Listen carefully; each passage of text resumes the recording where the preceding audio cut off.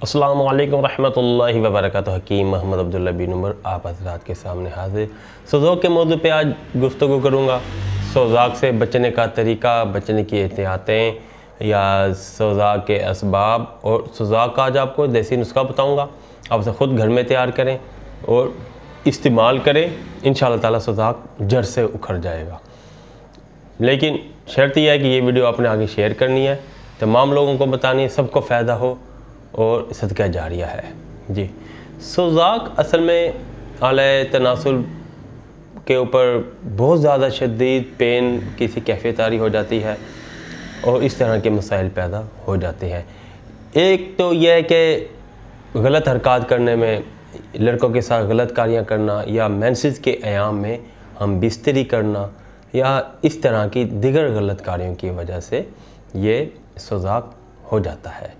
सोज़ाक से बचने का बेहतरीन ये है कि शरई अमाल, शरई तरीके से हम बिस्तरी की जाए। हम बिस्तरी के लिए गलत रास्ता इख्तियार ना किया जाए।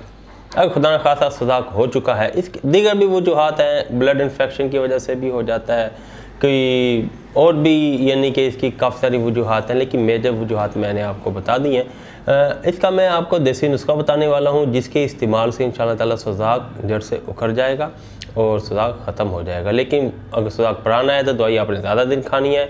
कम से कम 4 हफ्ते आपने लाजमी ये दवाई इस्तेमाल करनी है। जिसका आपको सामने पेश करता हूँ। आपने 100 ग्राम लेना है रेमंड चीनी, 100 ग्राम कलमी शोरा, 100 ग्राम सफ़ेद ज़ीरा, 100 ग्राम ही लेना है आपने तुखम कासनी, और 100 ग्राम लेना है मीठा सोडा, और 200 ग्राम आपने लेना है कूज़ा मिश्री। इन तमाम का आपने सफ़ूफ़ बना लेना है। सफ़ूफ़ बनाकर आधा चाय का चम्मच सुबह कच्ची लस्सी के साथ या किसी शरबत के साथ, आधा चम्मच शाम को। सोज़ाक ज़्यादा है तो आधा चम्मच दोपहर को भी आप इस्तेमाल कर सकते हैं। मुसलसल इस्तेमाल करें, इंशाअल्लाह ताला सोज़ाक से आपकी ताहयात जान छूट जाएगी और आप पुरफरहत ज़िंदगी गुजारेंगे। वीडियो को लाइक कर दें, हमारा चैनल सब्सक्राइब कर दें। अगली वीडियो तक इजाज़त दें। अल्लाह हाफिज़।